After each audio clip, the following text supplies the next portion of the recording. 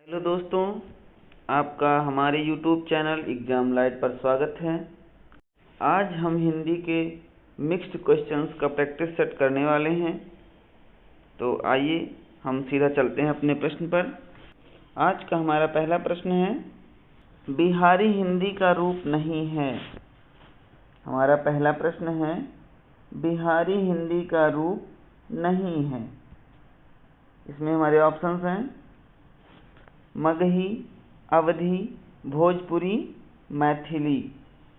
तो अगर हम बात करें मगही की, तो मगही, भोजपुरी और मैथिली ये तीनों बिहारी हिंदी का ही रूप है। अगर हम बात करें अवधी की, तो अवधी पूर्वी हिंदी का रूप है। हमारा अगला प्रश्न है, निम्न में कौन सा शब्द स्वर का वर्गीकरण नहीं है। हम देखते हैं, इसमें हमारे ऑप्शंस हैं ह्रस्व स्वर, द्वित्व स्वर, प्लुत स्वर और संयुक्त स्वर। तो जैसा कि आप जानते ही हैं कि ह्रस्व भी स्वर होते हैं, जिसमें अ, ई, उ और री आते हैं। प्लुत भी स्वर होता है, जिसमें ओम और संयुक्त स्वर हमारे होते हैं। परंतु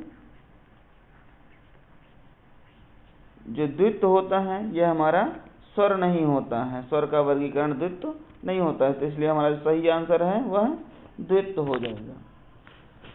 हमारा अगला प्रश्न है, किस शब्द में उपसर्ग नहीं है। अगर हम उपसर्ग की बात करें, पराजय में आप देख रहे हैं कि परा उपसर्ग है। जय में परा उपसर्ग को जोड़ करके ये बनाया गया है पराजय। और अगर हम परा उपसर्ग की बात करें तो यह संस्कृत का उपसर्ग है, यह संस्कृत का उपसर्ग है। और संस्कृत के अगर उपसर्गों की कुल बात करें तो संस्कृत के कुल 22 उपसर्ग होते हैं। संस्कृत में कुल 22 उपसर्ग हैं। अगर अपवाद का हम देखें तो अपवाद में अप उपसर्ग है, इसमें अप उपसर्ग है। और प्रभाव में अगर देखें तो इसमें प्र उपसर्ग है। और ये तीनों ही उपसर्ग संस्कृत के उपसर्ग हैं। तो इसलिए हमारा जो सही आंसर वह हो जाएगा ओढ़ना। ओढ़ना में कोई उपसर्ग नहीं है।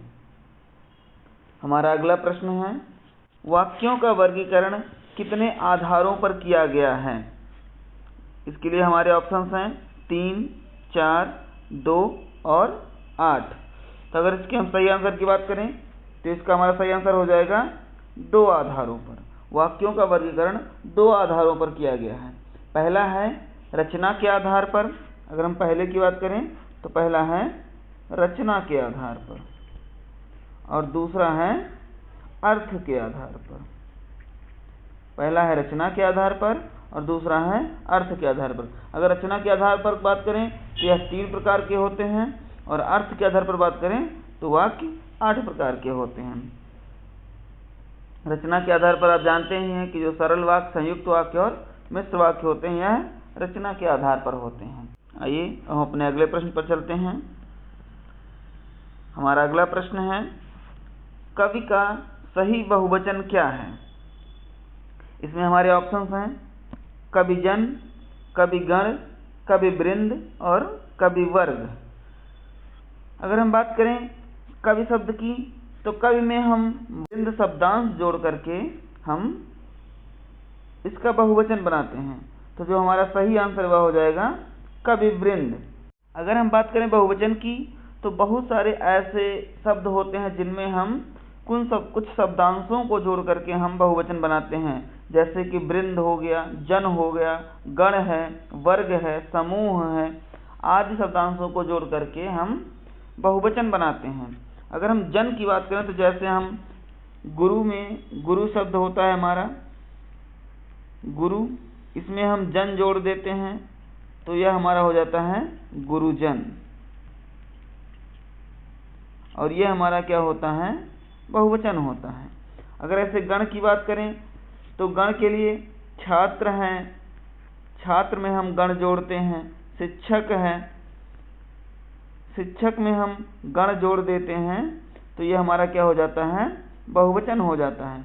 और अगर हम वर्ग की बात करें तो वर्ग, जैसे कि हम मजदूर में हम जब वर्ग जोड़ते हैं तो हमारा मजदूर वर्ग हो जाता है।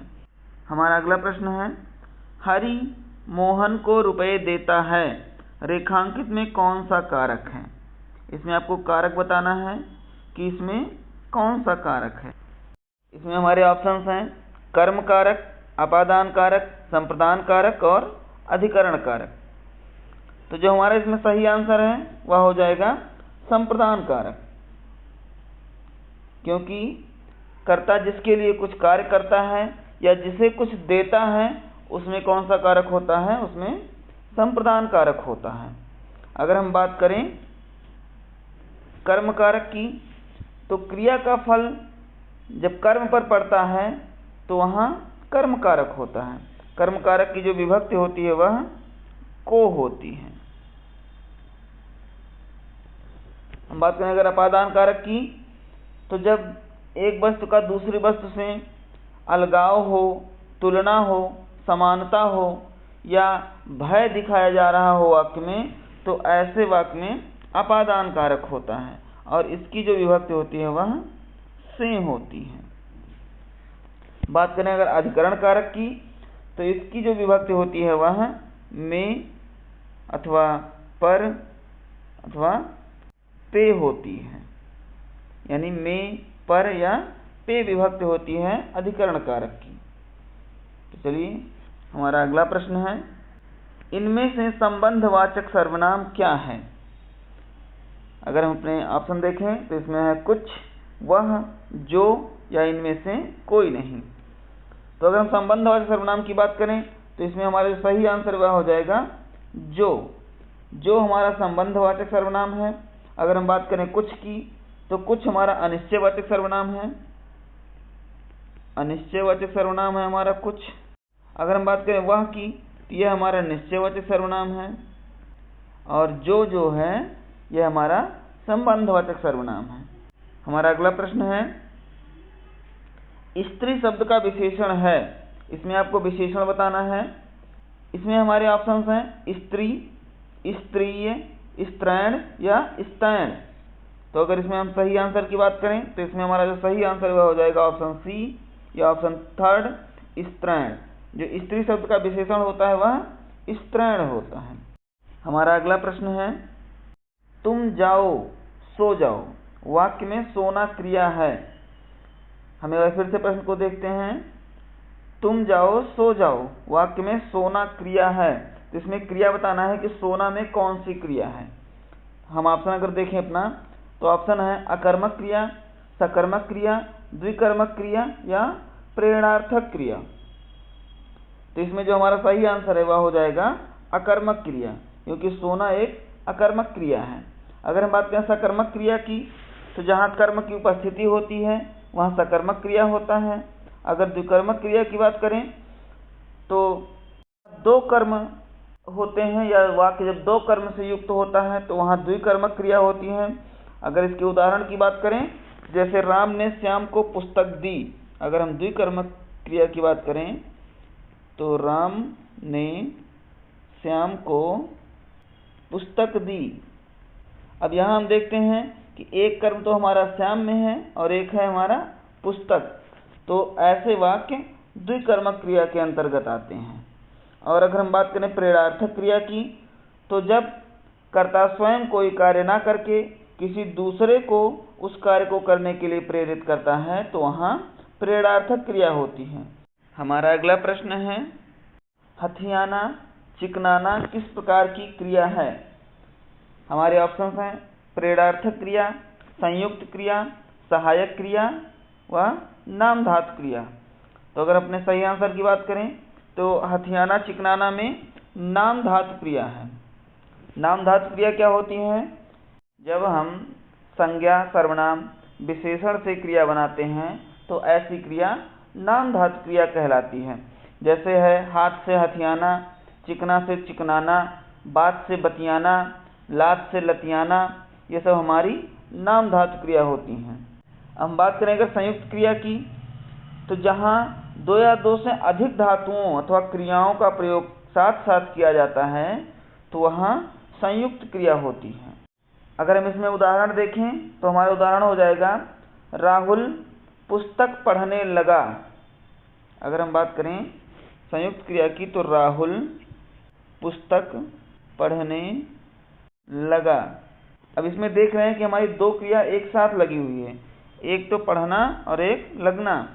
तो इसमें जो दो क्रियाएं जब साथ प्रयुक्त होती हैं तो ऐसी क्रियाओं को हम संयुक्त क्रिया कहते हैं। अगर हम सहायक क्रिया की बात करें तो मुख्य क्रिया के अर्थ को स्पष्ट करने के लिए हम जिन क्रियाओं का यूज करते हैं तो उसे हम सहायक क्रिया कहते हैं। जैसे राम जाता है, राम जाता है, तो इसमें जो है यही क्या है हमारी, यही हमारी सहायक क्रिया है। और प्रेरणार्थक क्रिया तो अभी हमने पिछले ही प्रश्न में देखा है कि प्रेरणार्थक क्रिया क्या होती है। जब कर्ता स्वयं कोई कार्य ना करके किसी दूसरे से उस कार्य को करने के लिए प्रेरित करता है तो वहाँ प्रेरणार्थक क्रिया होती है। हमारा अगला प्रश्न है, प्रधानमंत्री बाढ़ग्रस्त क्षेत्रों का दौरा करेंगे, वाक्य में कौन सा काल है। इस प्रश्न में आपको काल बताना है कि कौन सा काल है। तो हमारा इसमें ऑप्शन है सामान्य वर्तमान काल, सामान्य भूतकाल, सामान्य भविष्यकाल और संभाव्य भविष्यकाल। तो अगर इस प्रश्न को हम देखें कि प्रधानमंत्री बाढ़ग्रस्त क्षेत्रों का दौरा करेंगे तो इसमें लास्ट में करेंगे गे आया है, तो इसलिए हमारा इसमें सही आंसर है वह हो जाएगा सामान्य भविष्यकाल। हमारा सही आंसर हो जाएगा सामान्य भविष्यकाल। अगर हम बात करें काल की तो आपको पता है काल तीन प्रकार के होते हैं, एक वर्तमान काल, भूतकाल और भविष्यकाल। वर्तमान काल 5 प्रकार के होते हैं, भूतकाल 6 प्रकार के होते हैं। अगर हम यहाँ लिख दें काल की तो काल 3 प्रकार के होते हैं, एक है वर्तमान, एक है भूत और ये है भविष्य। अगर हम बात करें वर्तमान काल की तो यह 5 प्रकार का होता है, भूतकाल की तो यह 6 प्रकार का होता है और भविष्यकाल 3 प्रकार के होते हैं। अब चलिए हम अपने अगले प्रश्न पर चलते हैं। हमारा अगला प्रश्न है, पुस्तकें धड़ाधड़ बिक रही हैं में धड़ाधड़ में शब्द का कौन सा रूप है।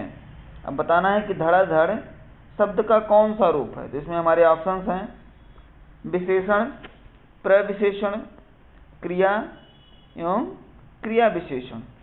तो अगर इसमें हम अपने सही आंसर की बात करें तो हमारा जो सही आंसर है वह हो जाएगा क्रिया विशेषण, क्योंकि धड़ाधड़ में क्रिया विशेषण है। अगर हम बात करें क्रिया विशेषण की तो क्रिया विशेषण अर्थ के आधार पर 4 प्रकार के होते हैं। अर्थ के आधार पर 4 प्रकार के होते हैं, जिसमें से हैं स्थानवाचक, कालवाचक, परिमाणवाचक और रीतिवाचक क्रिया विशेषण। और अगर हम बात करें धड़ाधड़ की तो धड़ाधड़ में रीतिवाचक क्रिया विशेषण ही है। इसमें रीतिवाचक क्रिया विशेषण है, रीतिवाचक क्रिया विशेषण। विशेषण की अगर बात करें तो संज्ञा अथवा सर्वनाम की जो विशेषता बताने वाले शब्द होते हैं वह क्या कहलाते हैं, विशेषण कहलाते हैं। जो संज्ञा सर्वनाम की विशेषता बताते हैं, संज्ञा और सर्वनाम की जो संज्ञा सर्वनाम की विशेषता बताते हैं वह विशेषण होते हैं। और प्रविशेषण क्या होते हैं, तो प्रविशेषण वह होते हैं जो विशेषण की विशेषता बताते हैं, वह प्रविशेषण होते हैं। जो विशेषण की विशेषता बताते हैं वह प्रविशेषण होते हैं। चलिए हम अपने अगले प्रश्न पर चलते हैं। हमारा अगला प्रश्न है, अनियमित के लिए उचित वाक्यांश चुनें।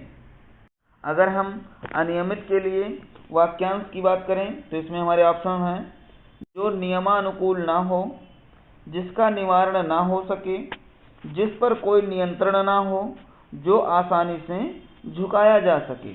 तो अगर इसमें सही आंसर की बात करें तो हमारा जो सही आंसर है वह हो जाएगा जो नियमानुकूल ना हो उसे हम अनियमित कहते हैं। अगर हम बात करें जिसका निवारण ना हो सके तो उसे हम अनिवार्य कहते हैं, अनिवार्य। अगर हम बात करें जिस पर कोई नियंत्रण ना हो उसे हम अनियंत्रित कहते हैं, और जो आसानी से झुकाया जा सके उसे हम नमनीय कहते हैं, उसे हम कहते हैं नमनीय।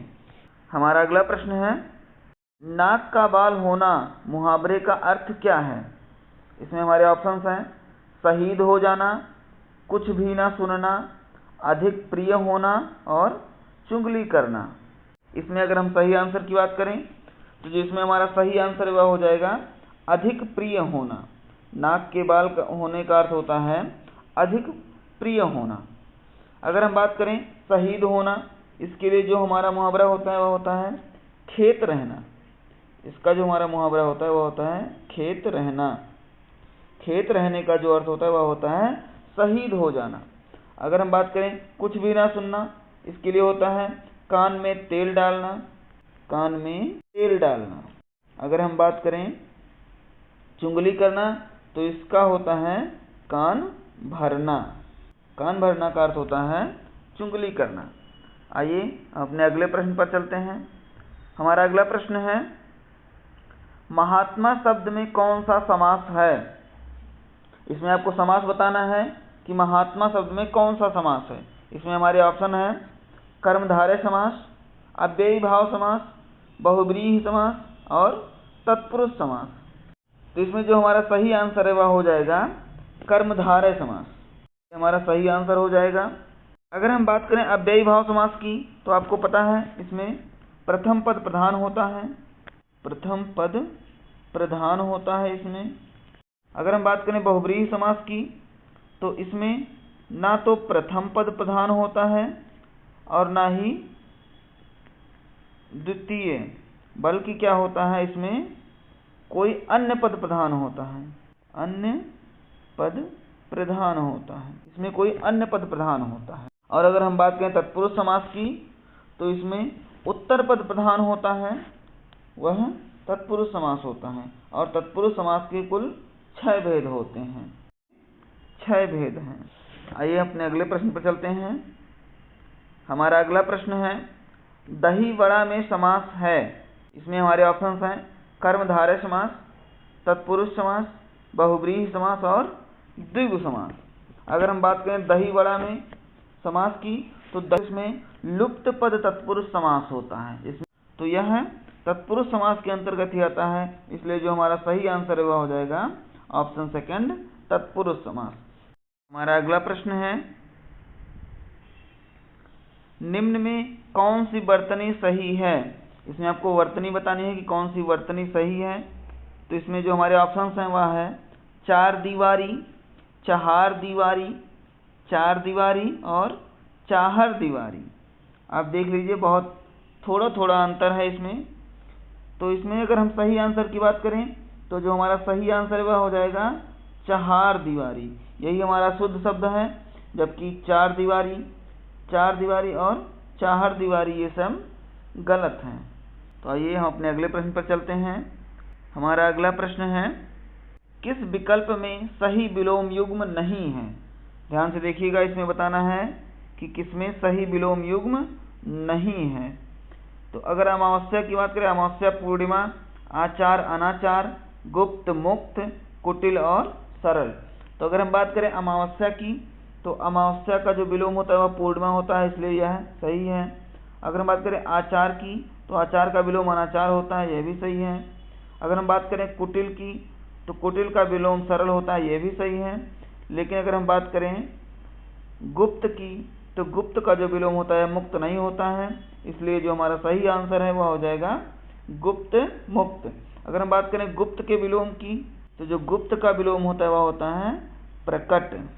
गुप्त का विलोम होता है प्रकट। और अगर हम बात करें मुक्त की तो जो मुक्त का विलोम होता है यह होता है बद्ध।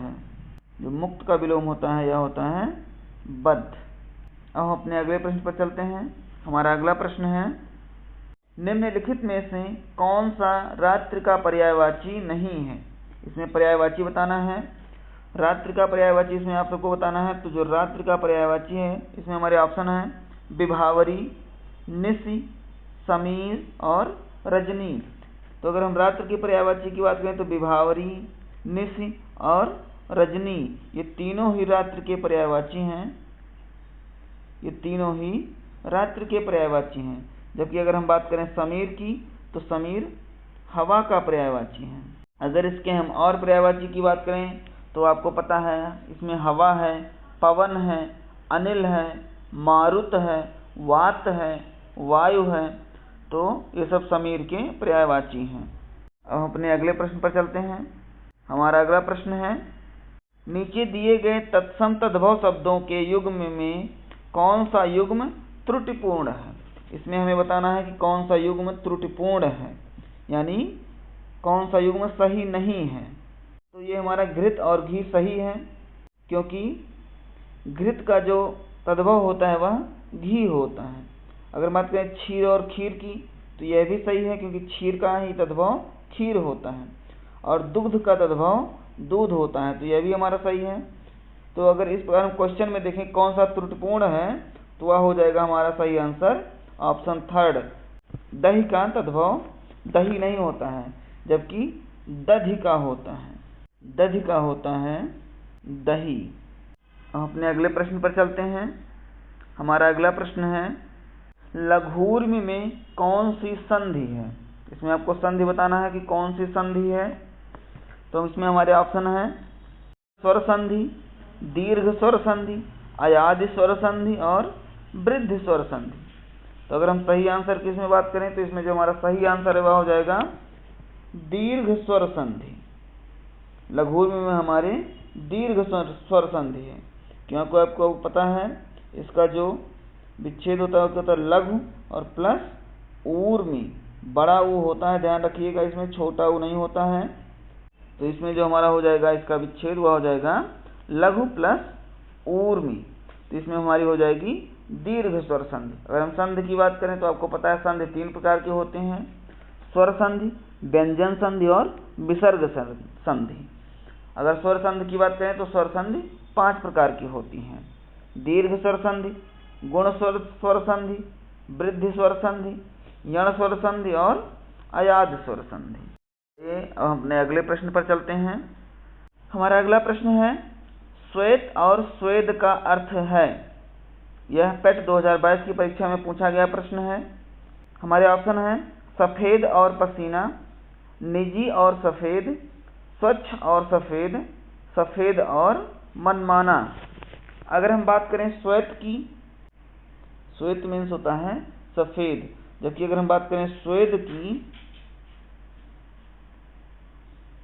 तो स्वेद मीन्स होता है पसीना। हमारा सही आंसर है वो हो जाएगा ऑप्शन फर्स्ट, सफेद और पसीना। हम अपने अगले प्रश्न पर चलते हैं। हमारा अगला प्रश्न है वह है, इनमें से कौन सा शब्द वन शब्द का अर्थ नहीं है।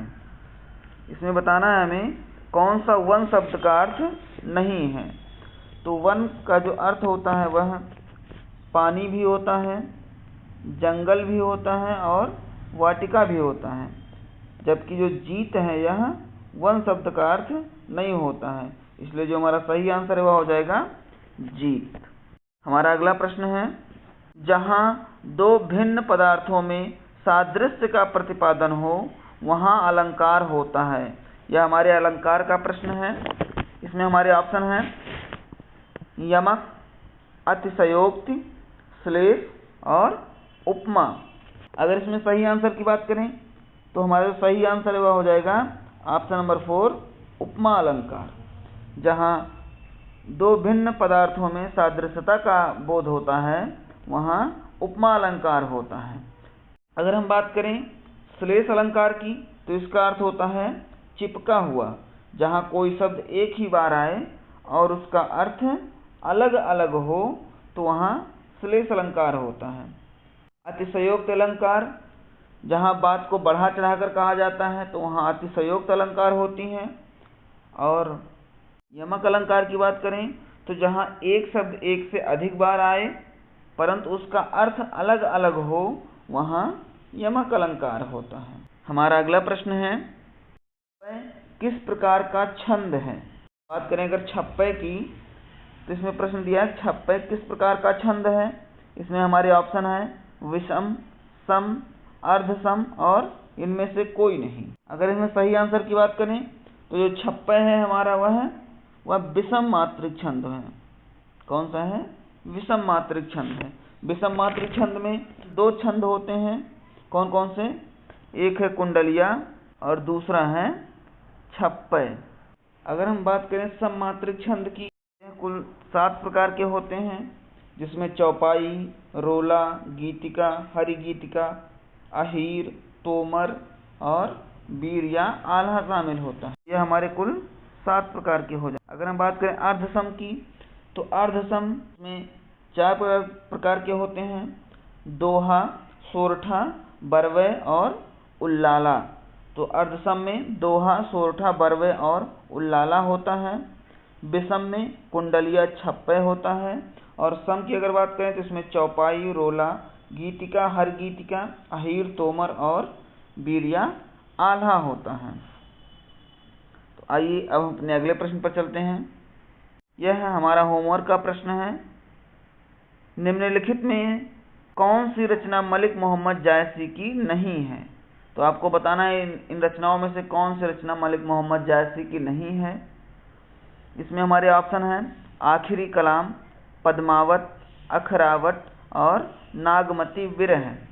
आपने मलिक मोहम्मद जायसी की एक रचना तो खूब देखी होगी, उसके बारे में आप सब जानते ही होंगे कि पद्मावत जो है ये मलिक मोहम्मद जायसी की काफ़ी प्रसिद्ध रचना है। तो एक रचना के बारे में तो आप जानते ही हैं। अब इसमें से बाकी आपको बताना है कि कौन सी रचना मलिक मोहम्मद जायसी की नहीं है। इसका आंसर आप सबको कमेंट बॉक्स में करना है। और वीडियो यदि आपको अच्छी लगी हो तो वीडियो को लाइक कर लीजिए, चैनल को सब्सक्राइब कर लीजिए ताकि हर वीडियो की नोटिफिकेशन समय पर मिलती रहे। अगली वीडियो में फिर मिलेंगे, तब तक के लिए नमस्कार, जय हिंद।